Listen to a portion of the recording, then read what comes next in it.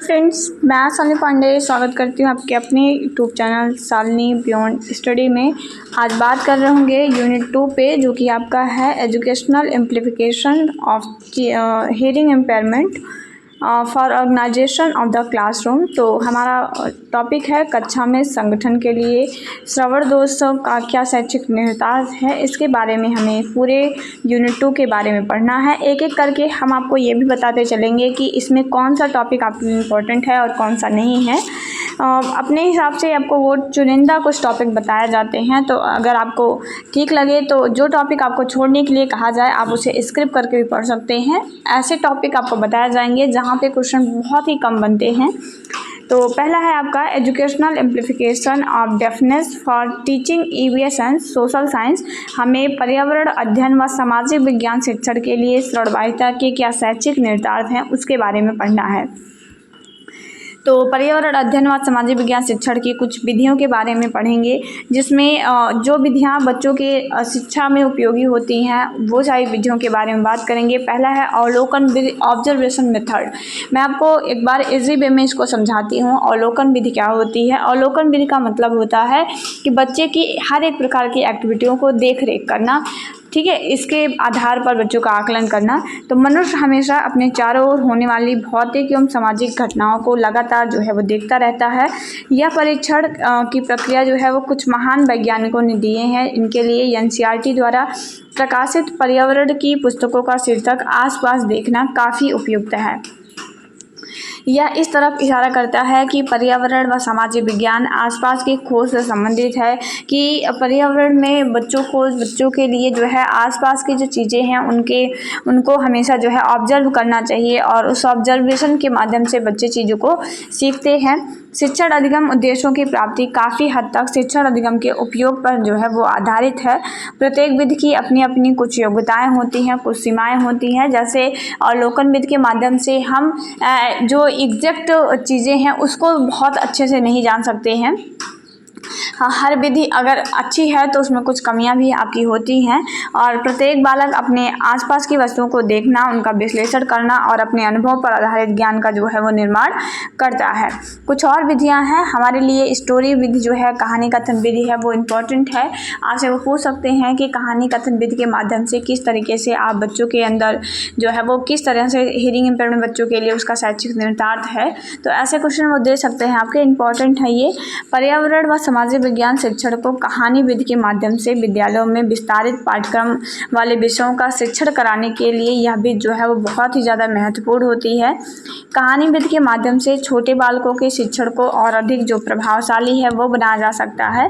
कहानी विधि का मतलब होता है कि बच्चों को खेल खेल में चीज़ों को समझाना, उनको कहानियों के माध्यम से चीज़ों को समझाना, जिससे पाठ्यक्रम रुचिकर लगता है। छोटे बच्चों को कहानियाँ बहुत पसंद होती हैं, तो ऐसे बच्चों के लिए वो रुचिकर चीज़ें बनाने के लिए किसी भी टॉपिक को उनको छोटे छोटे टर्म में करके उनको पढ़ाया जाता है। कहानी का चुनाव करना सबसे ज़रूरी होता है, तो कि हम जब किसी कहानी का चुनाव करें तो हमें कुछ बातों का ध्यान रखना चाहिए।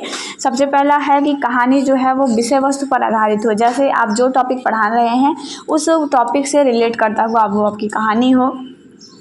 कहानी बच्चे के मानसिक आयु के अनुरूप होनी चाहिए, मतलब जो भी कहानी आप बच्चों को बता रहे हैं वो बच्चे के मानसिक स्तर के अनुकूल हो। ऐसा ना हो कि आप कोई ऐसी मनगढ़ंत कहानी को बच्चों को बताएं जो बच्चे के लिए वैल्यूएबल ना हो और जो बच्चे की समझ में ना आ रहा हो। कहानी सुनाते समय प्रयास करना चाहिए कि कहानी जो छात्र है उसके वास्तविक जीवन से जुड़े। जब भी आप कोई भी कहानी बच्चों को बता रहे हैं तो ऐसा हो कि बच्चे के वास्तविक जीवन से रिलेट करती हुई कहानी आप उनको बताएं। कम उम्र के बालकों के लिए जिस कहानी का चुनाव किया जाए वह अत्यंत स्पष्ट होनी चाहिए, कि आप जिस उम्र के बच्चों के लिए जो कहानियाँ बना रहे हैं वो कहानी उस उम्र के बच्चे के लिए क्या हो, बिल्कुल उपयुक्त हो। और कहानी का चुनाव करते समय शिक्षक को इस बात का ध्यान रखना चाहिए कि कहानी का जो घटना चित्र है वो बालकों के मस्तिष्क में अंकित हो जाए। जब आप बच्चों को कहानी बताएं तो इस तरीके से आपको कहानी बतानी चाहिए कि कहानी का जो चित्र है वो बालकों को बिल्कुल स्पष्ट, उसका हर एक चीज़ जो है उसको समझ में आए।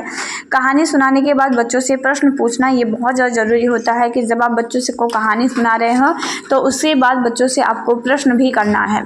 ठीक है, प्रश्न करने से क्या होगा, आपको आप उसका आकलन कर पाएंगे कि जो कहानी है वो बच्चे के लिए कितना वैल्यूएबल है, बच्चे ने उसमें कितना समझा हुआ है आपकी कहानी को, ये आप समझ पाएंगे। कहानी शिक्षण की कुछ विशेषताएं हैं, उनके बारे में जानेंगे कि जो छोटे स्तर हैं, छोटे स्तर के शिक्षण के लिए यह विधि जो है बहुत उपयोगी शिक्षण विधि होती है। बच्चों को, छोटे बच्चे हैं तो उनको कहानियों में इंटरेस्ट होता है और उसके माध्यम से वो अच्छे तरीके से सीखते हैं।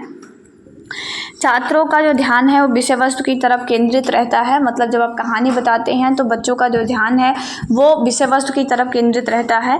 कहानी विधि के माध्यम से बालकों में कल्पना शक्ति जो है उसका विकास हो जाता है बालकों की, और कहानी विधि के माध्यम से बालकों को अपने पर्यावरण और सामाजिक गतिविधियों की जो जानकारी है वो भी मिल पाती है। और कहानी विधि जो है वो बालकों में उत्तम चरित्र का विकास करती है। जब आप बच्चों को किसी से रिलेट करके कोई कहानी बताते हैं तो बच्चे उस कहानी के जो पात्र हैं उनके जैसा बनने का प्रयास करते हैं, जिससे बच्चे का एक उत्तम व्यक्तित्व जो है वो आपको निकल कर सामने आएगा। और कहानी की विधि के माध्यम से प्राचीन समय में घटित हुई घटनाओं को बालकों को ज्ञान करा सकते हैं कि जो प्राचीन घटनाएं हैं, जैसे हम लोग भी अपने दादा और बहुत सारे जो आपके शूरवीर हैं उन सब की कहानियों को सुनते हैं तो उनके जीवन से हम अवगत हो पाते हैं। तो ऐसे ही बच्चों को जब आप कहानियाँ बताएंगे तो वो प्राचीन जो घटनाएं हैं उन घटनाओं के प्रति जो है वो खुद को अवेयर कर पाएंगे। इसमें कुछ और विधियां हैं, जैसे प्लेबे मेथड है, तो आपको प्लेबे मेथड के बारे में पढ़ना है। ये विधि जो थी वो फ्रोबेल के द्वारा दिया गया था। ये छोटे छोटे टर्म है जो कि आपको याद रखना है कि कौन सी विधि किसके द्वारा दी गई है, तो यहाँ से क्वेश्चन बन सकता है। इस विधि में क्या होता है कि जो प्रारंभिक स्तर के साथ साथ मनोरंजन या खेल के द्वारा बच्चे रुचि लेते हैं, तो खेल खेल में बच्चों को चीज़ों सिखाई जाती हैं और खेल खेल में जब बच्चा कोई चीज़ सीखता है तो वो कभी भूलता भी नहीं है। तो ये एक अच्छी विधि है, लेकिन छोटे स्तर के लिए ही उपयोगी है। मतलब ऐसा नहीं है कि आप बहुत बड़े स्तर पर कोई खेल करके उनको पढ़ाने लगेंगे तो फिर आपका सिलेबस भी टाइम से कंप्लीट नहीं होगा, और ये छोटे बच्चों के लिए ही उपयोगी है, बहुत बड़े बच्चों के लिए उपयोगी नहीं है। और खेल विधि का प्रयोग की बात करते हैं तो शिक्षक को खेल विधि की जो पूरी जानकारी होनी चाहिए। जैसे आप बच्चों को किसी खेल विधि के माध्यम से पढ़ा रहे हैं तो आपको उस खेल के बारे में या उस खेल में क्या बच्चों को क्या सीखने को मिलेगा, इन सब की पूरी जानकारी आपको होनी चाहिए। खेल की पूरी तैयारी होने पर बालकों में खेल के स्थान पर उनको ले जाना चाहिए। खेलने का स्थान किसी पार्क या विद्यालय प्रांगण में निर्धारित किया जाना चाहिए। और खेल की सामग्री का चयन बालक की मानसिक और उसकी जो बौद्धिक और उसकी जो शारीरिक विकास के स्तर को ध्यान में रखते हुए ही आपको करनी है। बात करेंगे खेल विधि के महत्व के बारे में, तो खेल विधि के माध्यम से स्वतंत्रता का वातावरण बच्चों को मिलता है और खेल विधि के द्वारा जो है वो व्यक्तित्व का विकास होता है और छात्र के मानसिक, शारीरिक एवं सामाजिक शक्तियों का जो है वो भी डेवलपमेंट होता है। खेल के माध्यम से बच्चों में सहयोग और प्रेम की जो भावना है वो डेवलप होती है। जैसे वो अपने पीयर्स के साथ खेलते हैं तो खेल में किसी को चोट लग गई तो फिर उसके प्रति भी उनकी जो भावनाएँ हैं वो सहयोग की भावना, सहानुभूति की भावना, ये सारी चीज़ें आती हैं। और खेल विधि के द्वारा हम छात्र स्वयं करके जो चीज़ें को सीखते हैं और एक अस्थायी ज्ञान वो प्राप्त करते हैं। इससे एक्टिविटियों को बढ़ावा मिलता है, बच्चों को सीखने का भरपूर अवसर मिलता है और खेल के द्वारा प्राप्त अस्थायी ज्ञान बालक में आत्मविश्वास जो है उसको जागरूक करता है कि जैसे बच्चा खेलता है तो उस खेल में बच्चा पार्टिसिपेट करता है तो उसको अपने खुद को अभिव्यक्त करने का मौका उसको मिलता है और बच्चों को अलग अलग तरह की तरीक़ों के बारे में जो है वो जानकारियाँ मिलती हैं और बच्चा खुद पे जो है वो विश्वास करना जो है सीख सकता है कि हाँ मैं भी कोई चीज़ कर सकता हूँ। ठीक है, तो उसके अंदर आत्मविश्वास जो है वो जागरूक होता है। इससे शिक्षण प्रक्रिया जो है वो तीव्र हो जाती है एवं शिक्षण में रोचकता एवं आनंद जो है उसका समावेश हो जाता है। तो ये जो आपको कुछ विधियाँ बताई जा रही हैं, आपको इन विधियों को बहुत अच्छे से ध्यान रखना है। ऐसे ही छोटे छोटे टर्म में आपसे क्वेश्चन पूछा जाएगा कि बताइए समस्या समाधान विधि क्या है। ठीक है, मैं आज आपको क्वेश्चन दे दूँगी वो सारे जो इम्पोर्टेंट लग रहे हैं मुझे, और मैं सारे क्वेश्चन आपको जो है 1 लाइनर वाले वो करवा दूंगी आज ही। ठीक है, तो एक बार मुझे याद दिला दीजिएगा आप लोग, बाकी मुझे याद है, मैं करवाऊंगी आप लोगों को। प्रॉब्लम सॉल्विंग मेथड आपका है समस्या समाधान विधि। यह विधि जो है, इस विधि में मानसिक क्रियाओं पर जो है वो ज़्यादा बल दिया जाता है। समस्या समाधान विधि क्या है, एक बच्चे की मस्तिष्क को उत्तेजित करने की एक विधि होती है जिसमें बच्चे को कोई समस्या दे दी जाती है और बच्चे को उस समस्या का समाधान जो है वो स्वयं जो है वो करके निकालना रहता है। अध्यापक के द्वारा विद्यार्थियों को क्या किया जाता है, एक समूह समस्या जो है वो प्रस्तुत की जाती है कि कोई एक टॉपिक है या कोई एक प्रॉब्लम बच्चों के सामने दे दी जाती है और जिसका समाधान जो है मतलब जो समूह में दी जाती है और जिसका समाधान विद्यार्थी अपने सीखे हुए नियम एवं सिद्धांत की सहायता से करते हैं। जो भी नियम कानून है, जो भी सिद्धांत उनको उसमें लगाना है वो बच्चे स्वयं से ही चूज करते हैं कि इस समस्या को हम कैसे सॉल्व कर सकते हैं। इसमें कठिनाई का स्तर का ध्यान रखकर समस्याओं का चयन किया जाता है। ऐसा नहीं है कि आप बच्चों को कोई ऐसी समस्या दे देंगे कि आप वो बच्चे के लेवल के स्तर के बाहर हो। नहीं, हमें बच्चे को एक ऐसी समस्या देनी है जिस पर बच्चा वर्क करके खुद से समाधान निकाल सके। ज़रूरत पड़ने पर शिक्षक भी इसमें मदद करता है। ये विधियां हैं आपकी, कुछ आपको ध्यान रखनी है। बहुत इजी मेथड है, बस आपको उसको क्या करना है, एक बार पढ़ना है और उसको शॉर्ट टाइप के क्वेश्चन जो है वो आपको बना के लिखना है। उससे आपका लिखने का जो तरीका है वो भी थोड़ा इम्प्रूव हो जाएगा। और दूसरी बात ये है कि आप कितना सोच करके एग्ज़ाम में लिख पाएंगे वो आप जान पाएंगे। इसके चरण की बात करते हैं तो सबसे पहले चयन किया जाता है, समस्या की उत्पत्ति का चयन किया जाता है। फिर समस्या का निवारण किस तरीके से किया जाएगा, उनमें कौन कौन से संसाधन हैं उसको खोजा जाता है। फिर उस पर विचार विमर्श करके, जैसे बहुत सारे मेथड, कोई बच्चा कुछ बताएगा, कोई बच्चा कुछ बताएगा, तो उनमें से जो सबसे अच्छा मेथड रहता है उसको चुना जाता है और रणनीति पर कार्य किया जाता है और लास्ट में उसका इवैल्यूएशन किया जाता है कि ये कितना सफल रहेगा कितना नहीं। लाभ की बात करते हैं तो देखिए, आपको चरण याद रखना है, चरण बिल्कुल याद रखिएगा 1 to 1। और लाभ की बात करते हैं तो इस विधि के माध्यम से विषय में रुचि उत्पन्न होती है। जैसे आपको भी अगर एक्सप्लोर करने का मौका मिलेगा, आपको भी चीज़ों को खोज कर सीखने का मौका मिलेगा, तो आप पहली बात तो उस पर डीपली नॉलेज आपको हो जाएगी कि उस एक समस्या के समाधान के लिए आप कई सारे समाधान खोजेंगे। ठीक है, तो क्या है कि जब हमारे पास प्रॉब्लम आती है तो सलूशन भी उसका रहता है।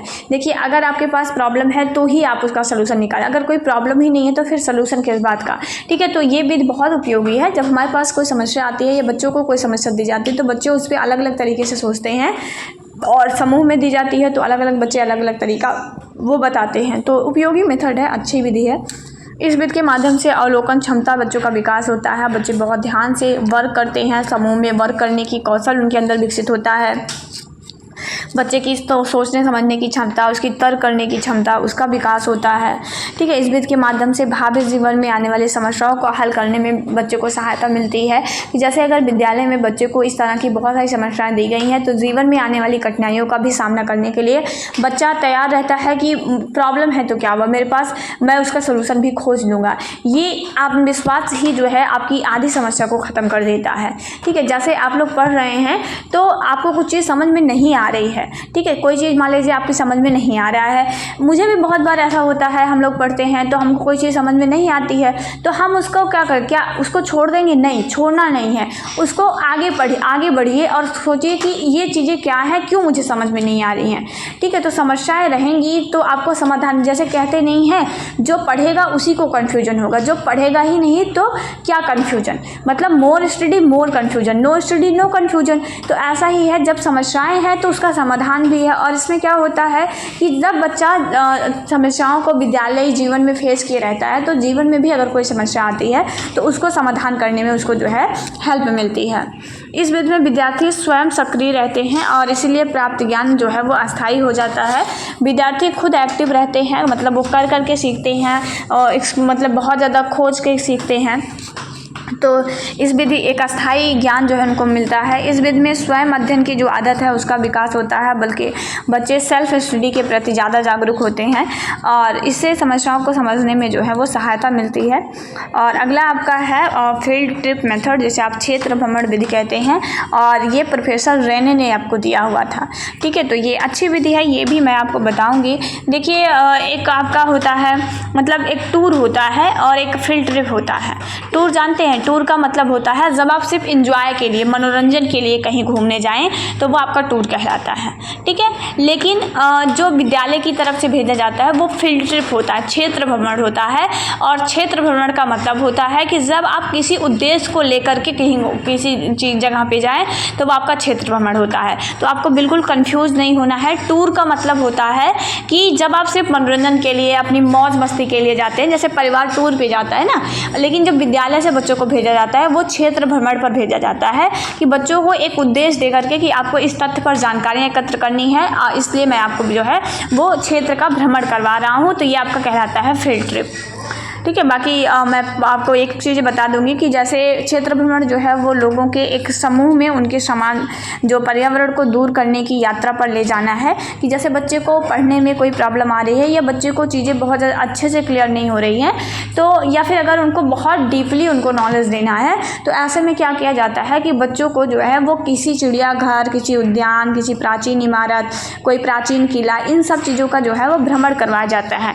ये सारी चीज़ें आपके लिए बहुत इंपॉर्टेंट है। वो आपसे पूछ सकते हैं भ्रमणविद क्या है, भ्रमणविद किसने दिया, भ्रमणविद को महत्व को बताइए, तो आपको पता रहेगा तो आप इजीली लिख पाएंगे। तो क्या होता है कि हम बच्चों को इस तरह के किसी प्लेस पर ले जाते हैं जहाँ पे उनको ज्ञान प्राप्त हो सके, और ऐसे जगहों पर ले जा करके हम बच्चों को क्या करते हैं, अलग अलग जो जानकारियां हैं वो देते हैं। ये इसमें ऐसी क्रियाओं की योजना बनाई जाती है जो सुखद और शैक्षणिक दोनों हो। मतलब ऐसा नहीं है कि क्षेत्र भ्रमण पर ले जाएंगे तो वहाँ पे मनोरंजन नहीं होगा, बिल्कुल भरपूर मनोरंजन मिलता है बच्चों का। बच्चों को मनोरंजन के साथ साथ उनको कुछ शैक्षणिक ज्ञान भी उनको दिया जाता है। बच्चे वहाँ से जाकर कुछ चीज़ों का अवलोकन करते हैं, देखते हैं, उसको अपने डायरी में नोट करते हैं, फिर आकर के दूसरे बच्चों की डायरी से मैच करवाते हैं कि हाँ जो है मैंने ये चीज़ें नोट की, आप बताओ आपने क्या नोट किया। ठीक है। तो वो उनकी चीज़ों से मैच करके अपने ज्ञान में वृद्धि करते हैं। तो जब सुखद तो हो लेकिन साथ साथ में शैक्षणिक उद्देश्य भी उसके साथ जुड़ा हो तो वो क्षेत्र भ्रमण आपका हो जाता है। उद्देश्य की बात करते हैं, इसके उद्देश्य क्या है, तो इसका उद्देश्य है बालकों को विभिन्न शैक्षणिक स्थानों की जानकारी प्राप्त करना। मतलब बच्चे अलग अलग जगहों की जानकारियों को प्राप्त कर सके, वो जान सके कि चिड़ियाघर क्या होता है, वो जान सके कि जो है राष्ट्रीय उद्यान क्या होता है, वो जान सके कि वन्यजीव संरक्षण क्षेत्र क्या होता है। तो इन सब को क्षेत्रों को विस्तृत जानकारी देने के लिए हम उनको जो है इस तरह के जो क्षेत्र भ्रमण है वो करवाते हैं। और बालकों को विभिन्न प्राचीन इमारतों, पेड़ पौधे संबंधित व उनकी उपयोगिता की जानकारी जो है वो प्राप्त करने के लिए ये इसका उद्देश्य होता है। कि जैसे मान लीजिए शहर में बहुत प्रदूषण है तो बच्चों को वो चीज़ें दिखाना कि किस वजह से ये प्रदूषण फैल रहा है, कैसे आप इसको सुधार कर सकते हैं। जैसे अलग अलग स्वच्छता अभियान चलाए जाते हैं ना, तो इससे क्या होता है बच्चे जब गांव-गांव घूमते हैं, देखते हैं, गंदगियाँ देखते हैं, तो उनके प्रति क्या जो बीमारियाँ फैलती हैं उसके बारे में जानेंगे, तो उनके अंदर जो संवेदनशीलता है उसका विकास होगा। तो इस तरह से जानकारी देने के लिए उनको उनके पर्यावरण के प्रति जागरूक करने के लिए ये सारे जो क्षेत्र भ्रमण है वो कराए जाते हैं। सफल क्षेत्र भ्रमण के क्या चरण होते हैं, देखिए जब आप बच्चों को क्षेत्र भ्रमण ले जा रहे हैं तो पहली बात तो कुछ बातों का भी आपको ध्यान रखना है, आगे मैं आपको बताऊंगी वो चीज़ें। एक बार हम चरण पे बात करते हैं किस तरीके से आप बच्चों को क्षेत्र भ्रमण कराएंगे। पहला है भ्रमण के लिए उद्देश्य निर्धारण करना, कि जब आप भ्रमण के लिए बच्चों को ले जा रहे हैं तो उसके पीछे आपका कोई उद्देश्य भी जो है वो होना चाहिए। एक शिक्षक को सबसे पहले बच्चों के भ्रमण पर ले जाने के लिए एक शैक्षणिक जो उद्देश्य है वो निर्धारित करना चाहिए। कार्यक्रम की योजना बनानी चाहिए, मतलब भ्रमण पर जाने से पहले कार्यक्रम की जो पूर्व योजना है वो बनानी होती है। कि एक कार्यक्रम जो है आप उसकी पहले एक रूपरेखा जो है वो तैयार करिए।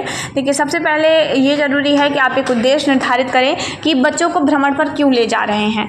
आप सिर्फ मनोरंजन के लिए, मैंने आपको बताया ना, जैसे जो टूर होता है उसमें सिर्फ मनोरंजन निहित होता है, उसका कोई उद्देश्य नहीं होता, सिर्फ मनोरंजन करना ही उसका उद्देश्य होता है। लेकिन जो आपका क्षेत्र भ्रमण होता है उसके पीछे कोई उद्देश्य होता है। तो आप बच्चों को क्षेत्र भ्रमण पर ले जा रहे हैं तो किस उद्देश्य के लिए ले जा रहे हैं, सबसे पहले ये डिसाइड करना है। आपने डिसाइड कर लिया कि हाँ मैं जो है बच्चों को चाहता हूँ कि बच्चे ताजमहल के बारे में अच्छे से जाने, तो उसको नज़दीक से देख करके उसके आसपास की चीज़ों के बारे में जाने, इसलिए मैं ले जा रहा हूँ बच्चों को ताजमहल की जानकारी देनी। तो आपने एक उद्देश्य सेट कर लिया।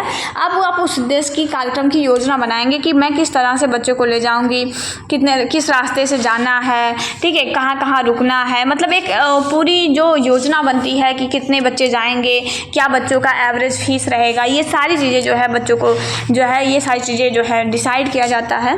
फिर बच्चों को बताया जाता है कि आपको जो है क्षेत्र भ्रमण पर बच्चों को ले जाना है और वहाँ पे जाकर के आपको कुछ चीज़ें देखनी है। देखने के दौरान आपको जो है मतलब एक पूरी अपनी प्लानिंग के बारे में बच्चों के साथ आपको डिस्कस करना है। अब वहाँ पे बच्चों को ये भी बताना है कि आपको क्या करना है और क्या नहीं करना है। जैसे बच्चों को ये सब चीज़ें, जैसे कुछ खाने पीने की सामान, जैसे आप चिड़ियाघर ले जा रहे हैं तो वहाँ पे बच्चों को कुछ खाने पीने का सामान बच्चे के हाथ में नहीं होना चाहिए। तो ये सब चीज़ें बतानी चाहिए बच्चों को। और भ्रमण के बाद आप क्या करेंगे वो चीज़ें बच्चों को बतानी चाहिए।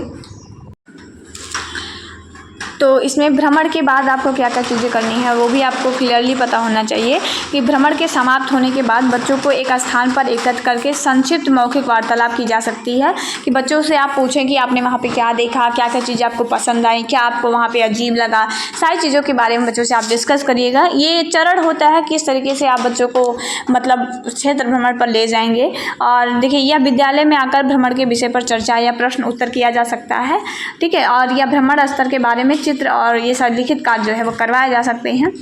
और यूनिट 2.2 पे हम बात कर रहे होंगे जो कि हमारा है problem and limitation faced by learners with deafness in learning EVS and social science, मतलब पर्यावरण और सामाजिक अध्ययन जो आपका विषय है इसको सीखने में बहरेपन मतलब जो श्रवण बाधित बच्चे हैं अपने ऐसे विद्यार्थियों द्वारा सामना की जाने वाली जो चुनौतियाँ हैं वो आपको ध्यान में रखनी है।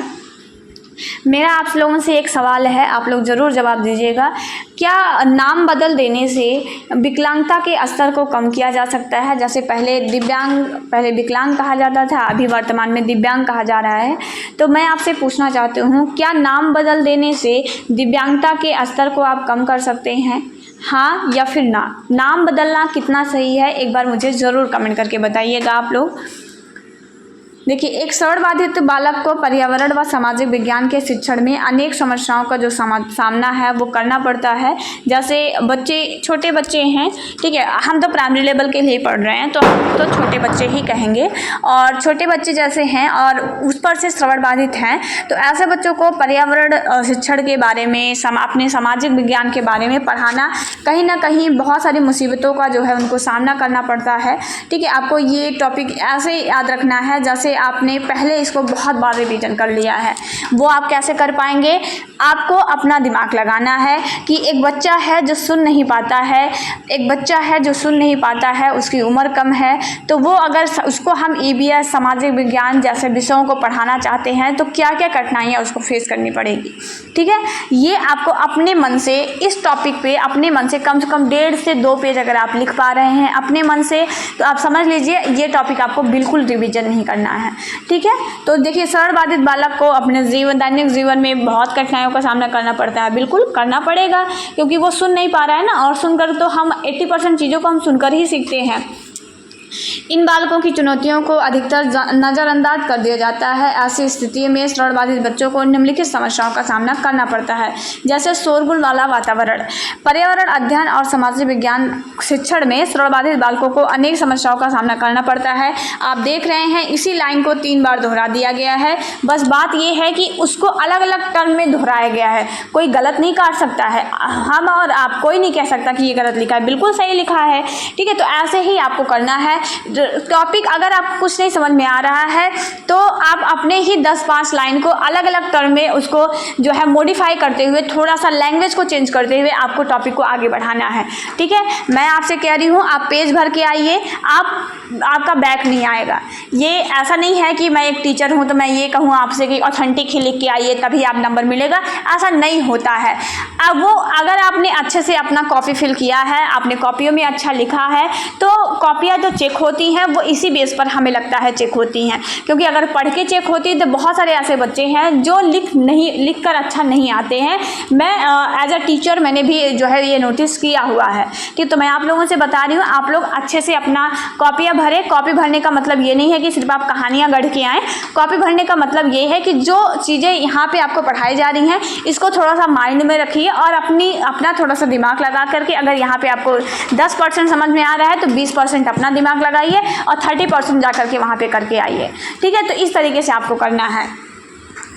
देखिए एक श्रवण बाधित बालक को पूर्ण दृष्टि व श्रवण की आवश्यकता होती है, ठीक है। और इसीलिए इन बालकों में बैठने की व्यवस्था U आकार क्लास में की जाती है कि बच्चों को U शेप में इसलिए बैठाया जाता है ताकि सभी बच्चे जो है वो टीचर को ठीक ढंग से देख सके, टीचर की एक्टिविटियों को ठीक ढंग से देख सके। बच्चे नहीं सुन पा रहे हैं लेकिन वो टीचर की एक्टिविटियों को देख करके लिप रीडिंग करके चीज़ों को थोड़ा बहुत सीख लेंगे, इसीलिए U आकार की जो क्लासेस हैं वो बनाई जाती हैं। इससे शिक्षक जो कुछ भी बोलता है या पढ़ाता है वह सभी बच्चों को जो है दिखाई देता है, क्योंकि उनकी दृष्टि क्षमता जो है वो श्रवणबाधित बच्चों की ठीक होती है। और साथ साथ श्रवणबाधित बच्चों को स्कूल की बिल्डिंग में खिड़की के पास ना बैठाया जाए जहाँ ज़्यादा शोरगुल हो, ठीक है। उससे क्या होगा कि बच्चे पहले से सुन भले नहीं पाते हैं, बट उनके कान में एक सीटी जैसी आवाज़ गूंजती रहेगी, जिससे उनको जो है वो मेंटली डिस्टर्ब रहेंगे बच्चे। और ऐसे श्रवण यंत्र सभी बाहरी ध्वनियों को जो है वो श्रवणबाधित बच्चों को मस्तिष्क तक पहुंचा सकता है। जैसे ये भी हो सकता है कि अगर बच्चों ने हियरिंग एड लगा रखा है तो बाहर से आ रही शोरगुल वाली वातावरण की जो ध्वनि होगी वो बच्चे के हियरिंग एड में कनेक्ट हो जाएगी। हियरिंग एड जो है उसको कैच कर लेगा और वो ध्वनियाँ, शोरगुल वाली वातावरण की ध्वनियाँ बच्चों को सुनाएगा, जिससे बच्चों को सही ढंग से वातावरण की जो चीज़ें हैं वो क्लियर नहीं हो पाएंगी। और इसलिए श्रवणबाधित बालकों को जो शोरगुल वाले वातावरण में उनको नहीं पढ़ाना चाहिए, इससे उनको एक बाधा मुक्त वातावरण जो है वो हमें देनी है। देखिए ऐसे बच्चों के लिए हम प्रकाश की उचित व्यवस्था भी आपको करनी चाहिए। देखिए बात करते हैं, श्रवणबाधित बच्चे के लिए एक विशेष ध्वनि का उत्सर्जन करती है जो श्रवण यंत्र द्वारा हस्तक्षेप प्रक्रिया में महत्वपूर्ण भूमिका निभाती है। इसीलिए खिड़की या लाइट शिक्षक के पीछे नहीं होनी चाहिए, क्योंकि श्रवणबाधित बालकों को शिक्षक के पढ़ाने के तरीकों को देखना, प्रकाश के कारण बच्चों को कठिनाई हो सकती है। भाषा की कमी बच्चों में होती है। श्रवणबाधित बालकों में भाषा की कमी पाई जाती है। आवाज़ ठीक ढंग से उनको सुनाई न देने के कारण इनके भाषा का विकास जो है वो नहीं हो पाता है। इसमें कुछ भी ऐसा नहीं है जो आपको बहुत हार्ड लगे। अगर आपने 5 पेपर पढ़ा है तो ये 6ठे पेपर का ये टॉपिक पढ़ने में आपको परेशानी नहीं होनी चाहिए, जिसके कारण शिक्षक द्वारा पढ़ाए गए पर्यावरण व समाज विज्ञान अध्यायों को उनको पढ़ने में प्रॉब्लम होती है। उनके अंदर अनुभवों की कमी होती है। मतलब विभिन्न अनुसंधान, विभिन्न खोज ये बताते हैं कि पर्यावरण व समाज विज्ञान शिक्षण में जो श्रवणबाधित बालक हैं उनकी भाषा व वाणी संप्रेषण कौशल के विकास जो है वो ना होने के कारण सामान्य बालकों के ये पीछे रह जाते हैं। और सुनने वाले बालक जो हैं वो दैनिक बातचीत और अपने आसपास की बोली जाने वाली भाषा के माध्यम से लगातार नई नई जानकारी और ज्ञान को जो है वो एकत्रित करते हैं, जबकि यचाई बच्चों के पास ये गुण नहीं होता है। और विशेष शिक्षक यचाई बच्चों को विभिन्न तकनीकी व संसाधनों का उपयोग करके पाठ को, अध्यायों को बढ़ावा समझा सकते हैं। अगला है आपका ओष्ठ पठन। बच्चों के अंदर ओष्ठ पढ़ने की क्षमता होती है, ठीक है। तो बच्चों लिप रीडिंग कर सकते हैं। तो पर्यावरण और सामाजिक अध्ययन शिक्षक को यह भी चाहिए कि बच्चों को अधिक से अधिक जो चीज़ें हैं वो उनको लिप रीडिंग, लेकिन लिप रीडिंग का भी एक तरीका होता है, वो शिक्षक को पता होना चाहिए, ठीक है। जैसे मैं ऐसे फास्ट बोल रही हूँ ना, तो जब बच्चों को श्रवणबाधित बच्चे रहते हैं तो उनके साथ ऐसा नहीं होता है। जैसे मैं बोल रही हूँ, अगर आप अभी मेरी लिप रीडिंग को पढ़ना चाहेंगे तो आप नहीं पढ़ पाएंगे स्पष्ट रूप से। क्यों? क्योंकि मैं बहुत फास्टली जो है वो आपसे बात कर रही हूँ ना। लेकिन लिप रीडिंग का एक तरीका होता है जो चाहे बच्चों पर अप्लाई किया जाता है, तो वो उससे आपको एक मतलब एक धीमी आवाज़ का मतलब है कि जब आप बोल रहे हो तो आपके लिप का मूवमेंट क्लियर होना चाहिए, तभी बच्चे समझ पाएंगे ना। अब मैं ऐसे बोल रही हूँ तेज़ी के साथ, तो फिर मैं पता नहीं कि कैसे वर्ड्स का उच्चारण कर रही हूँ, ठीक है। तो वो बच्चे नहीं पढ़ पाते हैं। जब एक बेहतर ढंग से आराम से बोला जाता है तो बच्चे उस लिप को देख करके, लिप के मूवमेंट को देख करके वो ऊंचाई वाले बच्चे पढ़ते हैं। तो ऐसे बच्चों के लिए पर्याप्त जो है वो चीज़ें होनी चाहिए कि शिक्षक को भी इसका ज्ञान हो कि किस तरीके से बच्चों के सामने बोलना है। देखिए एक विशेष शिक्षक अधिकतर अनुमान लगाते हैं कि ऊंचाई बालक जो है ओठ की भाषा पढ़ने में सक्षम होता है, लेकिन अगर सामाजिक विज्ञान शिक्षा में बोले जाने वाली भाषा का शब्द भंडार बहुत ज़्यादा होता है, इससे ज़्यादा शब्दों को ओठ की भाषा के माध्यम से पढ़ना इन बच्चों के लिए कठिन हो जाता है। जैसा कि मैंने आपको बताया कि लिप रीडिंग वो पढ़ सकते हैं, ऐसा नहीं है कि नहीं पढ़ पाएंगे, लेकिन जैसे पर्यावरण और समाज विज्ञान जैसे विषयों को जब बढ़ाया जाता है तो उसमें बहुत सारे बड़े बड़े वर्ड्स आते हैं और बहुत सारे वर्डों का इस्तेमाल किया जाता है। जैसे मैं आपको पढ़ा रही हूँ तो मैं बहुत सारे वर्ड का इस्तेमाल करके मैं आपको समझाने का प्रयास कर रही हूँ, तो इस स्पीड को वो कवर नहीं कर पाएंगे, ना ही मेरे बोले जाने वाले शब्द भंडार को वो कवर कर पाएंगे, क्योंकि उनका वोकैब जो होता है वो भी कम होता है, ठीक है। तो ये भी एक आपकी प्रॉब्लम होती है। और अपर्याप्त ज्ञान व जागरूकता।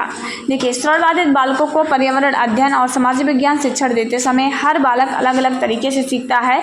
यहाँ तक कि विशेष शिक्षकों को भी जो निर्देश दिया जाता है कि श्रवणबाधित बालकों को एक सर्वोत्तम जो सहायता है वो कैसे प्रदान करें। और इस शैक्षणिक अंतर को कम करने के लिए शिक्षक जो कार्यों की दिशा है उसको सकारात्मक तरीके से जो है वो प्रस्तुत करता है, ताकि जो श्रवणबाधित बालक हैं वो शिक्षण को ठीक ढंग से समझ सके और कार्यों को व्यवस्थित तरीके से वो पूरा कर सके।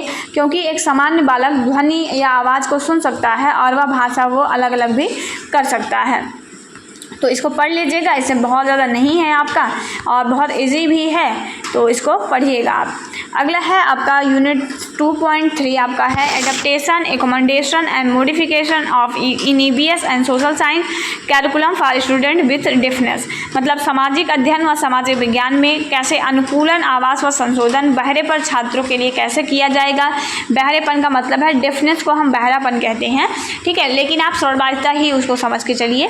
तो इन बच्चों के लिए कैसे होगा तो वो आपको पढ़ना है इसमें, और मैं आपको इसको समझा देती हूँ एक बार, और बाकी आप लोग रिवीजन ज़रूर करते रहिएगा। देखिए सिर्फ वीडियो देखने से आपका एग्ज़ाम नहीं निकल जाएगा, ये मैं आपको गारंटी के साथ कह सकती हूँ। अगर आप ये सोचें कि मैम का वीडियो देख लूँ तो मेरा एग्ज़ाम हो जाएगा, सिर्फ पेपर के समय देख लूँगा, तो ऐसा नहीं पॉसिबल है। आपको इस पर वर्क भी करना है, अपना दिमाग भी आपको इसमें लगाना है, ठीक है। ये थ्योरी है, और थ्योरी किसी के बताया हुआ या कोई नोट्स रट करके आप अच्छा नहीं कर पाएंगे जब तक आप अपनी अंडरस्टैंडिंग को इस पर अप्लाई नहीं करेंगे, ठीक है। अपनी समझ को थोड़ा सा बढ़ाइए, अपनी समझ को इस पर लागू करिए, अच्छे से आपका एग्ज़ाम जाएगा। पर्यावरण अध्ययन व सामाजिक विज्ञान में आवास और संशोधन के बारे में हमें पढ़ना है। अनुकूलन, आवास व संशोधन सुनने में एक तरह के शब्द रहते हैं, लेकिन समावेशन की बात करता है तो ये सभी अलग अलग जो है वो अर्थ देते हैं।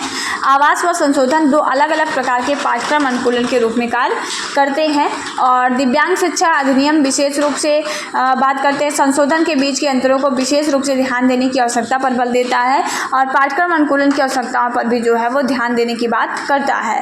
और अगर मैं आपको बताऊँ पाठ्यक्रम अनुकूलन क्या होता है, तो पाठ्यक्रम को बच्चे के नीड के अकॉर्डिंग मॉडिफाई कर देना, यही पाठ्यक्रम अनुकूलन है। जैसे एक सिलेबस है या कोई भी कैरिकुलम आपको दिया गया है, और उस कैरिकुलम को आप क्या करते हैं कि हियरिंग इम्पेयर्ड बच्चे के लिए जितनी उपयोगी चीज़ें हैं उसको इंक्लूड करते हैं, तो वही आपका पाठ्यक्रम अनुकूलन हो जाएगा। और पाठ्यक्रम अनुकूलन शैक्षिक वातावरण में एक परिवर्तन है जो छात्रों की पहुँच, परिणाम, लाभ और हानि और उपलब्धि के स्तर प्राप्त करने की अनुमति देता है। सामान्य शब्दों में कहें तो पाठ्यक्रम अनुकूलन जो है वो दिव्यांग बच्चों की जो आवश्यकताएँ हैं उसको पूरा करने के और एक समावेशी वातावरण में भाग लेने के लिए अनुमति जो है वो प्रदान करता है। किस तरीके से बच्चे एक समावेशी वातावरण में खुद को ढाल सकेंगे, उसके लिए उनके कैरिकुलम में जो थोड़ा बहुत चेंजमेंट किया जाता है वही पाठ्यक्रम अनुकूलन है, जो आवास पाठ्यक्रम को संशोधित किए बिना इस उद्देश्य को पूर्ण करते हैं। जस्ट यहाँ पे बारिश हो रही है तो हम जो है थोड़ा सा आप मैनेज करिएगा अगर आवाज़ जो है क्लियर ना जा रही हो तो। देखिए कुछ पाठ्यक्रम अनुकूलन मौलिक रूप से परिवर्तन नहीं करते हैं, यह अध्ययन के पाठ्यक्रम के दिशा निर्देशों का मूल्यांकन चरणों में मानकों की अपेक्षाओं को कम नहीं करते, उन्हें आवाज़ के रूप में जो है वो जाना जाता है। अब बात करते हैं उपयुक्त पाठ्यक्रम अनुकूलन की क्या पहचान कैसे करेंगे। तो उपयुक्त पाठ्यक्रम अनुकूलन का मतलब है कि जो बच्चे के लिए बिल्कुल बेनिफिशियल हो ऐसा पाठ्यक्रम अनुकूलन, ठीक है। तो शिक्षकों को पाठ्यक्रम अनुकूलन करने के लिए व्यक्तिगत शिक्षण कार्यक्रम, जिसे आप IEP कहते हैं, फुल फॉर्म आप जरूर याद रखिएगा, इंडिविजुअलाइज्ड एजुकेशन प्रोग्राम कहते हैं इसको, तो याद रखना है फुल फॉर्म। और शिक्षक जो होते हैं वो पाठ्यक्रम अनुकूलन करने के लिए जो बच्चे की एक अलग अलग तरीके की जो उनकी शिक्षण कार्यक्रम है वो डिज़ाइन करने की एक सूची बनानी चाहिए कि किस बालक को कौन सी शिक्षा प्राप्त करवानी है, ठीक है। अलग अलग लेवल्स के बच्चे रहते हैं, अलग अलग कैटेगरी के बच्चे हैं, तो उस लेवल के अकॉर्डिंग बच्चे की कैटेगरी के अकॉर्डिंग आपको एक IEP बनानी है और उस IEP के आधार पर आपको पाठ्यक्रम अनुकूलन करना है। और बात करते हैं विशेष विद्यालयों वाले प्रत्येक बालक को IEP की प्रक्रिया में गुजरना है, और दिव्यांग बालक के माता पिता को IEP प्रक्रिया के लिए उपयुक्त सलाह व संशोधन के लिए अपनी राय व्यक्त करने का अवसर देना चाहिए। मतलब जो IEP बन रहा है वो सिर्फ ऐसा ना हो कि सिर्फ टीचर ही अपने अकॉर्डिंग बना दे, बच्चे की नीड के अकॉर्डिंग बच्चे को भी ध्यान में रख करके और बच्चे के पेरेंट्स को भी IEP में इंक्लूड करके, इंडिविजुअलाइज्ड एजुकेशन प्रोग्राम में इंक्लूड करके वो उनको भी बच्चे के बारे में बताने का जो अवसर है वो देना चाहिए। और अगर आपसे पूछा जाएगा कि क्या IEP सामान्य बच्चों के लिए बनाया जाता है तो बिल्कुल आप बोलिएगा कि जी नहीं, जो IEP बनाया जाता है, इंडिविजुअल एजुकेशन प्रोग्राम बनाया जाता है, वो आपके दिव्यांग बच्चों के लिए बनाया जाने वाला एक प्रोग्राम होता है, ठीक है। IEP प्रक्रिया में यह बताया जाता है कि प्रत्येक दिव्यांग बालक के माता पिता, विशेष शिक्षक IEP टीम के सदस्यों के साथ मिलकर कैसे जो है वो कार्य कर सकते हैं, और IEP के विशेष व्यवसायों से यह पता लगाया जाता है कि शिक्षा देने के लिए कौन सा अनुकूलन बालक के लिए सहायता करेगा। जैसे हम बच्चे की हर एक प्रकार की ज़रूरतों को समझ करके IEP का निर्माण करते हैं, और उस IEP के आधार पर ही हम बच्चे के लिए यह जान पाते हैं कि किस लेवल के बच्चे को लिए किस तरह के पाठ्यक्रम को बच्चों को पढ़ाया जाना चाहिए। अब बात करते हैं श्रवणबाधित बालकों के लिए पाठचर्या मतलब पर्यावरण अध्ययन व सामाजिक विज्ञान अध्ययन के शिक्षण में अनुकूलन के बारे में। तो पाठ्यक्रम को लचीला बनाना ये बहुत ज़रूरी होता है। मैं आपको एक ब्रीफ इसका जो है इंट्रोडक्शन आपको दे रही हूँ।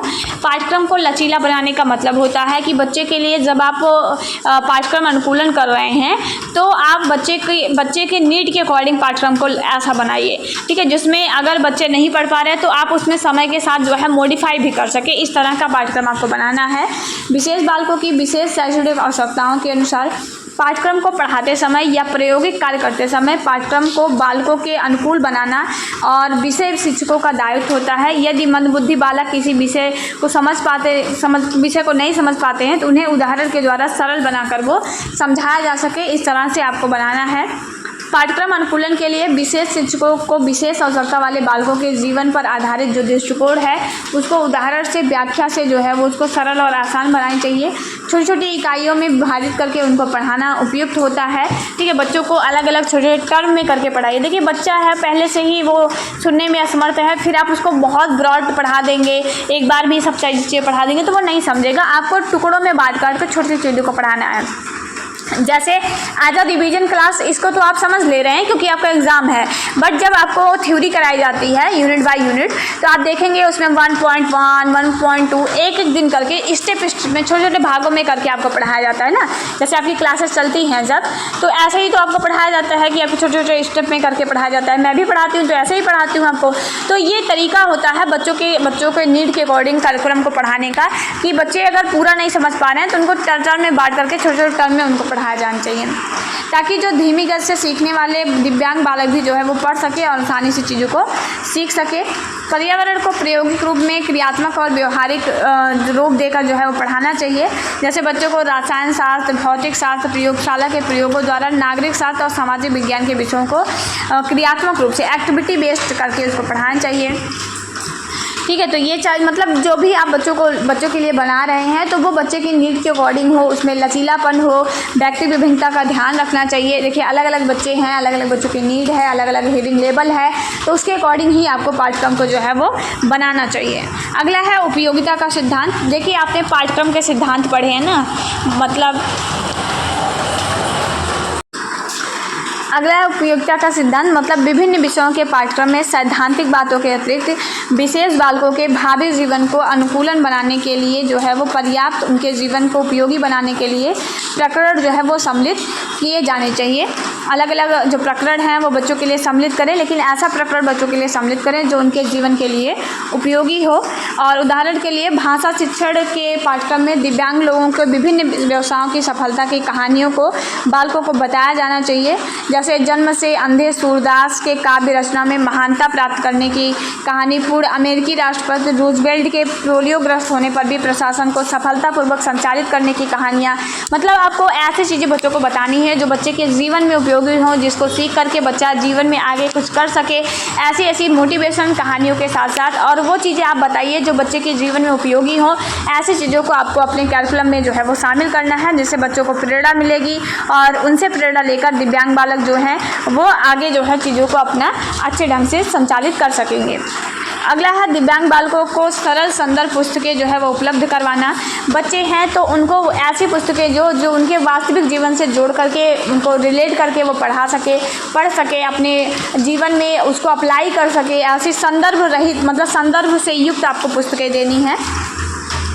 देखिए विषय शिक्षक को जो कक्षा शिक्षण में यह ध्यान रखना चाहिए कि कौन सा बालक पढ़ाए गए विषय को प्रक्रम को समझ नहीं पा रहा है। कक्षा शिक्षण में उन बालकों पर यदि देर तक ध्यान दे पाना शिक्षक के लिए संघर्ष मतलब संभव ना हो तो उसे अलग अलग से सरल भाषा में प्रकरण को जो है वो पढ़ाना चाहिए। तो ये चीज़ें हैं आपकी। और उसके बाद है पाठ सहगामी क्रियाओं में अनुकूलन। देखिए सिर्फ आपको कैरिकुलम में ही अनुकूलन नहीं करना है, कैरिकुलम के बाहर की, जैसे मतलब कहने का मतलब ये है कि सिर्फ शैक्षिक गतिविधियों में ही आपको अनुकूलन नहीं करना है, बल्कि जो सह शैक्षिक गतिविधियाँ हैं, ठीक है, जो पाठ सहगामी क्रियाएँ हैं। पाठ सहगामी क्रियाओं का मतलब होता है कि पढ़ाई लिखाई के साथ साथ जो खेल कूद, नाटक, गायन, ये सारी प्रतियोगिताएँ हैं, ये सारी क्रियाकलाप हैं, इनमें भी आपको अनुकूलन करता है। अगर एक बच्चा है जो दौड़ करके मैराथन नहीं दौड़ सकता है तो क्या वो जब उस बच्चे के अंदर कोई एबिलिटी नहीं है? बिल्कुल, सिर्फ दौड़ने की एबिलिटी ही तो नहीं है, लोकोमोटर डिसेबल ही तो है, बाकी सारी एबिलिटी उसकी अच्छी है, तो उस तरीके से आपको अनुकूलन करना है। ठीक है। पाठ सहगामी क्रियाएं पाठ्यक्रम का एक बहुत महत्वपूर्ण हिस्सा होती हैं और पाठ सहगामी क्रियाओं का क्षेत्र जो है वो अपने आप में बहुत व्यापक क्षेत्र होता है। ये क्रियाएं बालकों के सर्वांगीण विकास में महत्वपूर्ण भूमिका भी रखती हैं कि ये बच्चों के हित में जो है वो काम करती हैं। इसमें साहित्यिक, सामाजिक, शारीरिक, सांस्कृतिक सारे अनेक गतिविधियों को वो शामिल किया जाता है और दिव्यांग बालकों को उनके शारीरिक स्थिति के अनुरूप जो है वो खेल कूद की गतिविधियों में वो भाग लेने के लिए उसको प्रोत्साहित करना चाहिए, ताकि बच्चा उन सारी खेल कूद की गतिविधियों में भाग ले और अपना विकास कर सके। जैसे कोई बच्चा है जो बोलने में हिचकिचाता है, तो अगर आप उसके लिए एक नाटक प्रतियोगिता का आयोजन करते हैं तो बच्चे को अवसर मिलेगा, तो बच्चे खुल करके अपनी बात को स्पष्ट कर पाएगा, उसके अंदर की हिचकिचाहट को आप ख़त्म कर पाएंगे। तो ये कुछ चीज़ें हैं जिसमें आपको बच्चे की नीड के अकॉर्डिंग मॉडिफाई करना है। बौद्धिक अक्षम जो मतलब बच्चे जो धीमी गति से सीखने वाले बालक हैं, जिन्हें पठन कौशल और विराम चिन्हों संबंधी कठिनाइयां हैं, उनके लिए भाषण गतिविधि, वाद विवाद प्रतियोगिता, इस सब चीज़ें जो है आपको करनी चाहिए।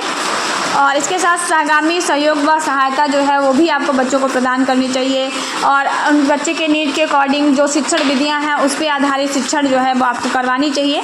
तो ये आपका है। बाकी नेक्स्ट वीडियो में पढ़ेंगे, मतलब 2.4 और 2.5 मैं आपको पार्ट 2 करके दे दूँगी। ठीक है, अभी पॉसिबल नहीं है मेरे इसके आगे मेरे लिए वीडियो बनाना। तो मिलेंगे नेक्स्ट वीडियो में। अपना ख्याल रखिएगा और वीडियो को पसंद आए तो लाइक करके ज़रूर जाइएगा। आप लोग लाइक नहीं करते हैं, बट आपको लाइक करके ही जाना है। ठीक है, तो टेक केयर और जय हिंद, वंदे मातरम।